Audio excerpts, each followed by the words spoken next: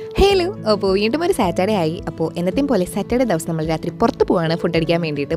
ഇന്നാണെങ്കിൽ ഒരു കഫേ മൂഡായിരുന്നു. അപ്പോൾ ഒരു കഫേ വൈബ് പിടിച്ച് ഇറങ്ങിയതാണ്. നമ്മൾ ബ്രെഡ് ആൻഡ് ബ്രൂ എന്ന് പറഞ്ഞൊരു കഫേയിലെത്തി. നല്ല കഫേ ആയിരുന്നു, ഇൻറ്റീരിയറൊക്കെ സെറ്റായിരുന്നു ഫോട്ടോസൊക്കെ എടുക്കാൻ വേണ്ടിയിട്ട്.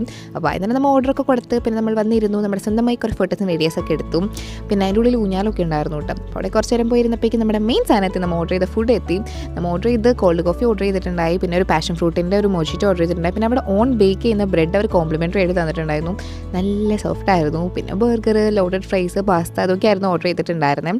പിന്നെ ലോഡഡ് ഫ്രൈസ് എടുത്ത് പറയണം, കാരണം അവിടെ സ്വീറ്റ് പൊട്ടാറ്റോണ്ടാണ് ലോഡഡ് ഫ്രൈസ് ഉണ്ടാക്കിയിരിക്കുന്നത്. പിന്നെ കോൾഡ് കോഫി നല്ല രസമുണ്ടായിരുന്നു, അത് ഓരോ ലെയറായിട്ട് കഴിക്കാൻ വേണ്ടിയിട്ട്.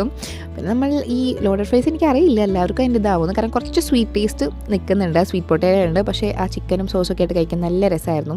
പിന്നെ നമ്മുടെ മെയിൻ സാധനം ആൽഫ്രെഡോ പാസ്ത നല്ല ചൂടായിരുന്നു, കാണുന്ന പോലെ തന്നെ. പക്ഷെ നമ്മൾ ചൂടോടെ കഴിക്കണം, എന്നാലാണ് നമ്മൾ സാറ്റിസ്ഫൈ ആവുള്ളൂ. പിന്നെ അത് കൂടി കഴിച്ചു. മഷ്റൂമും ചിക്കനും എല്ലാം ഉണ്ടായിരുന്നു, നല്ല രസം ഉണ്ടായിരുന്നു. പിന്നെ ലാസ്റ്റ് നമ്മൾ അതിൽ ഗാർലിക് ബ്രെഡും കൂടി കഴിച്ച് നമ്മൾ സംതൃപ്തി അടങ്ങി.